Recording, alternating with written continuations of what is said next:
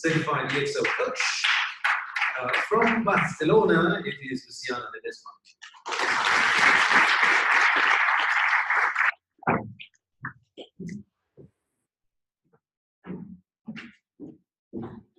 Just grab a bit of water first.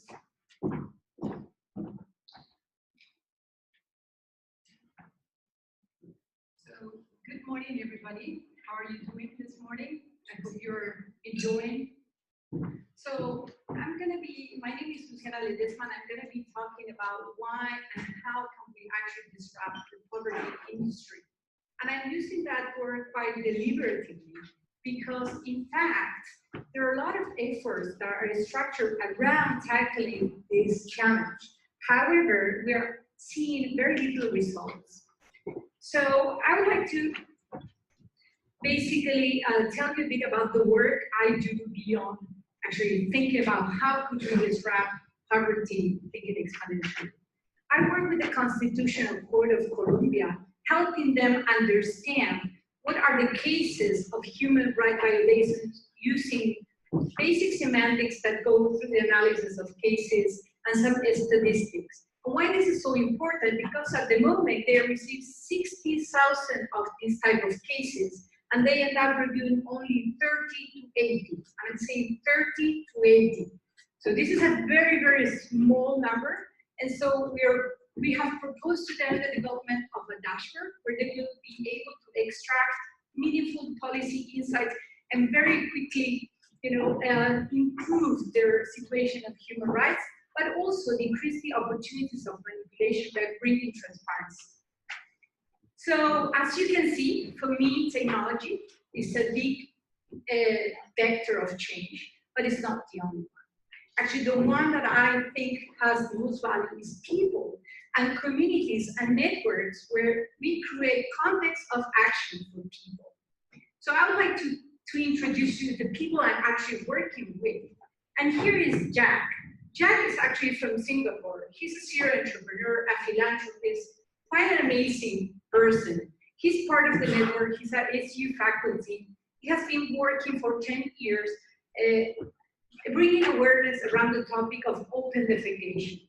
And when he started, there were more than 2 billion people doing this. So in a sense, he reminded the world of the cheapest medicine on earth.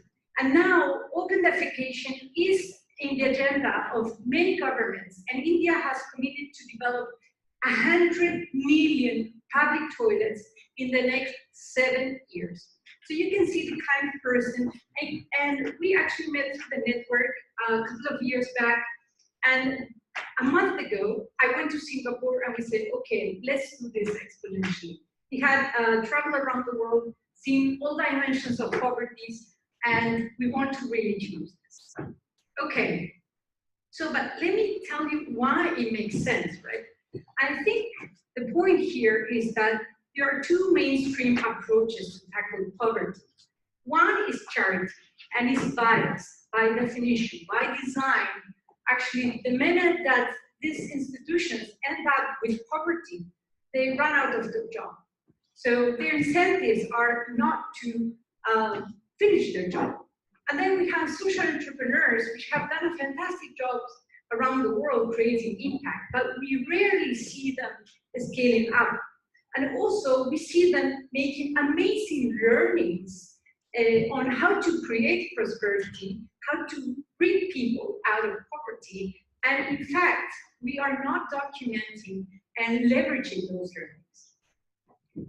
So there is an additional problem to this. And I guess we can talk a bit about it. And it's that most of the economies are structured around existing customers. And this is bringing to people buying products they do not need and carrying unsustainable lifestyles. And in the end, is unfolding into growth stagnation, a saturation of markets with products that, again, people may not need. And so we also see a lot of inequality around. And there is a controversy whether inequality is actually increasing or decreasing. There are data supporting both aspects. But I guess when we actually take the data that says that 42 people on the planet own the equal amount of wealth that 3.7 billion people, we just cannot say this is not a problem. We do have an inequality gap problem. And so we have created this winner takes all model, and we are in this scarcity model tunnel. So, and the interesting thing here is that countries like Singapore, Korea, the US have developed their economies actually by looking at the non-consumers, the ones that giving access to those that didn't have the possibility to consume. So if you look at America's example, you have Henry Ford model. They've developed a huge industry by making accessible cars. So I would like to bring Einstein for a moment to give us a bit of his help.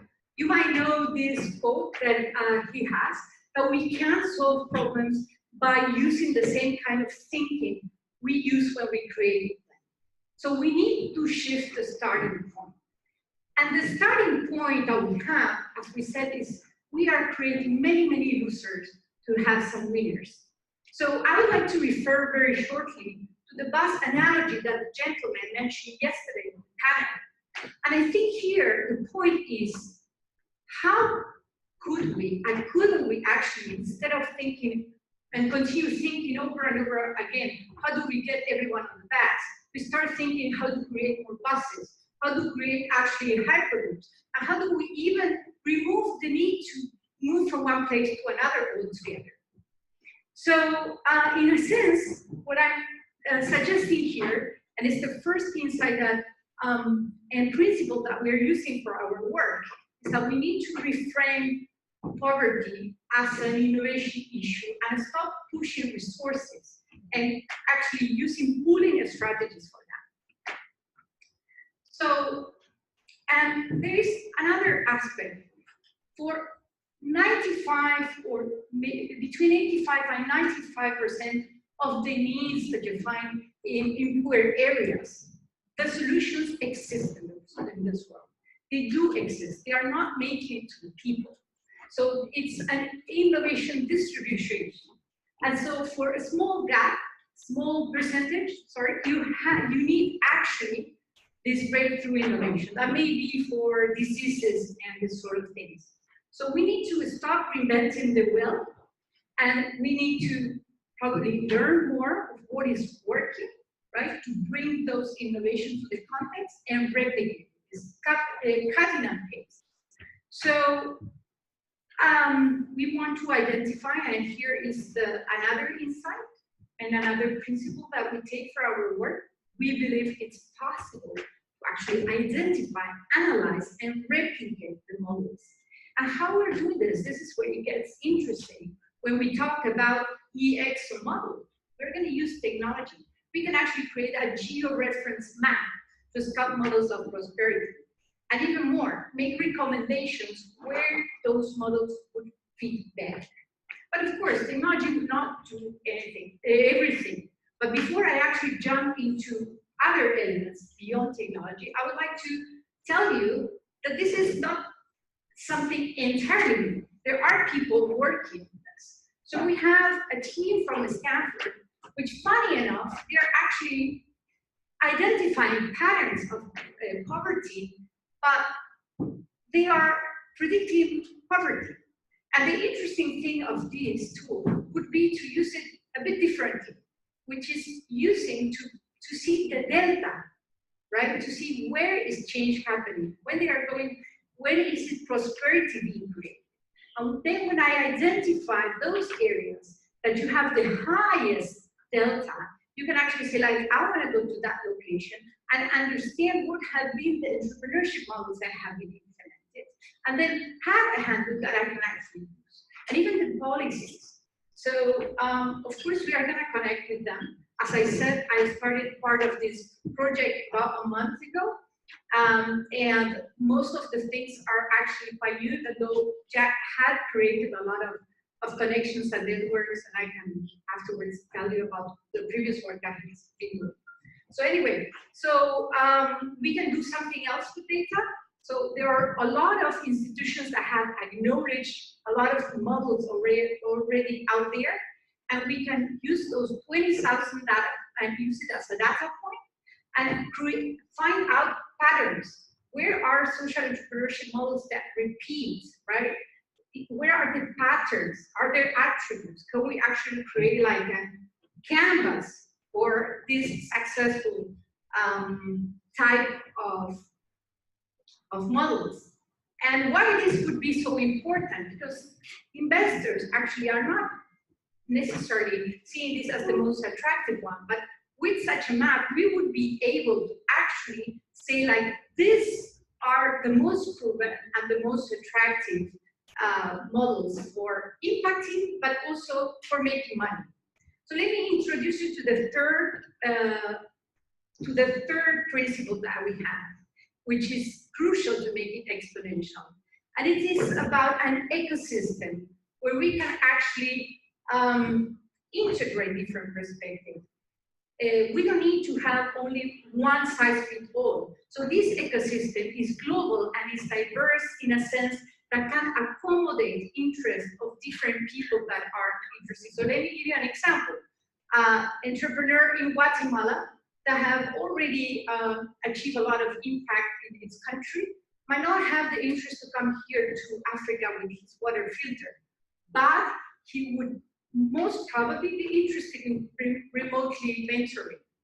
And we don't need all of them. We just need some of them, and we need to connect them. And then you have millennials that might love to actually get access to mentorship, to connections, to partnership, to methodologies.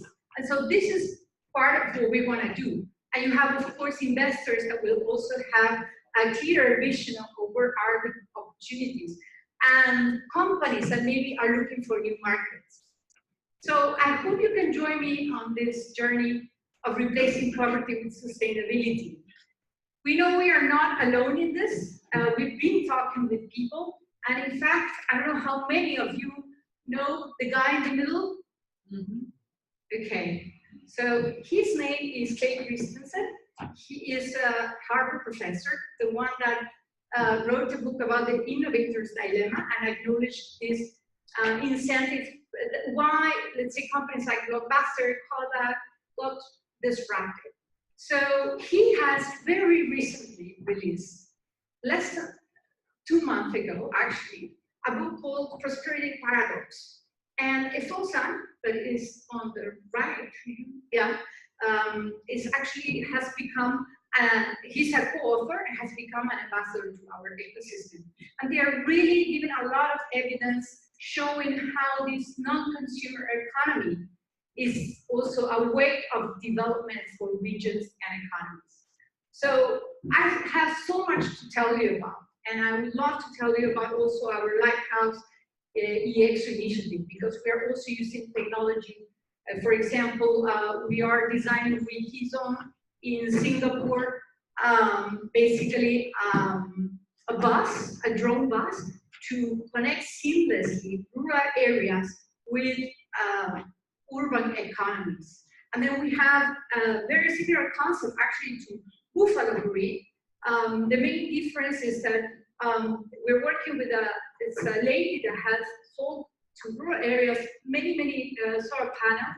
So we are going to integrate there some information for people that do not have connectivity, but it would be a great source to already have some data centers there distributed.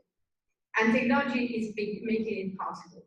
There are learnings that we are looking at for Taobao villages, really interesting things, water out of thin air, and even insurance to help people make career choices more happily to go into social entrepreneurship without worrying that much. So I would like to wrap up, and I'm going to park it here. And if you are interested, you can just come to me afterwards with one of the quotes or phrases that Jack Fisher said: "Live a useful life." And he also, and this is something that really inspires me, and brings me a lot of inspiration. And he also says something to me and he repeats it quite a lot. And he says, like, the best way, actually, if you really want to make it very useful, it's about serving others. It's about serving others. Because the moment that you have your basic needs covered, and you have money in your account, and you are still selling your time, let's say, for money, you are in a losing business. So, with that, I leave you my contact details. We are, as I said, kickstarting this. We have some councils per area, and then what we are gonna do, we're gonna run hacking sprints so that we can take this to the next level very quickly. So those are my details. Feel free to contact me. Thank you. I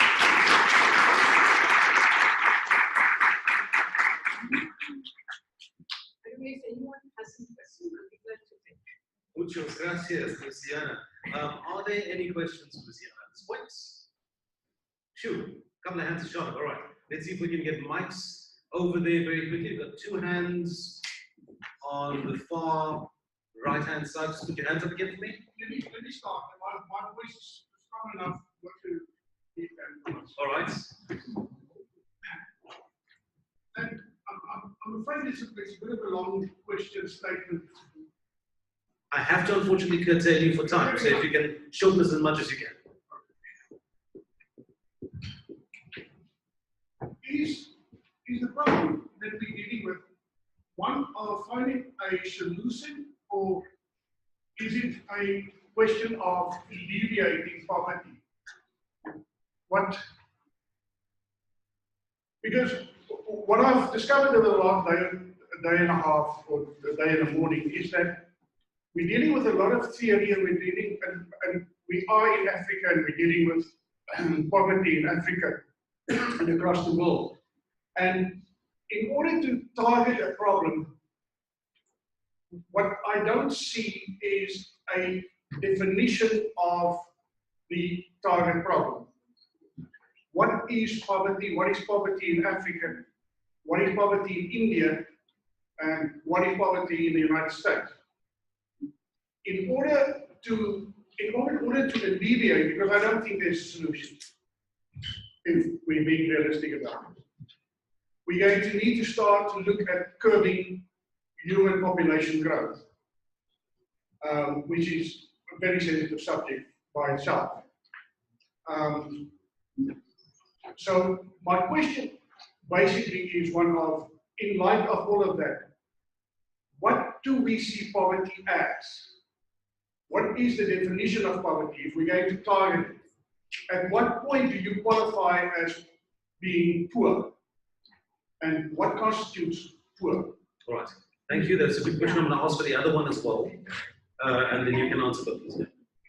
We'll recap and then let's just get through the questions. Sure. Yes, sir. Go ahead. I think that was excellent. Thank you very much. My name is Cobus Lowe. Along with what he's saying, I just want to touch up. So when there's poverty, there's obviously a lack of something. Usually that is the lack of skill. For example, if you work in let's say the informal settlements in Khayelitsha, if people were buying from each other, were retailing from each other, and they weren't going out to buy, it means you start a community, you start commerce in that area. And by doing that, people are starting to trade. There's an economic cycle that's happening, and that's what you actually need. But the question I want to hear from you for interest sake is, usually around that, you've got a shortage of skill. It is financial literacy, soft skills, behavioral components. Do you have any mechanisms that track that actually, the actual skill levels, and then associate that with behavioral components, or are they not really there yet? What's happening in the world around us? Thank you for the questions. Luciana, I'm going to have to just remind you of the time, so as quickly as you can. Yeah, sure. So to the first gentleman, I think, the whole point here is like we could spend like a whole morning talking about what poverty is now. And we're getting nowhere. And the point is like, let's start thinking, how do we create prosperity? So I actually love the approach from the second gentleman, actually already seeing creatively the ways that we can do it. So that's the invitation that we are making here by looking at it as an innovation and create innovation, but also a specific type of innovation, the one that creates a new market, right? And then in that creation of new market is integrating the ones that are in a non-consumer situation for a specific type of need. And then to your point, yes, we are, actually the BOP has invested in the School of Gumption. So I actually, became this bigger partner. So we are integrating also the technology component. They were very much focused on such skills which I believe are crucial, like think, act, and feel. You can also see that there is curiosity, courage. So there is a lot of very profound philosophy behind this school, and there are a lot of work that has already been done in Vietnam. And my job also becoming a partner there is how do we scale that up. Thank you, Julia. Thank you. Thanks so much. Again, lots of food for thought, a lot of conversation that can still be had around this topic because it is such an interesting but also passionate topic for us. I think specifically South Africans and Africans as a whole, because we deal with this on a regular basis and we need solutions. So thank you for at least attempting to offer us with potential solutions there. Moving along now, this is going to be big business in working exponential forces.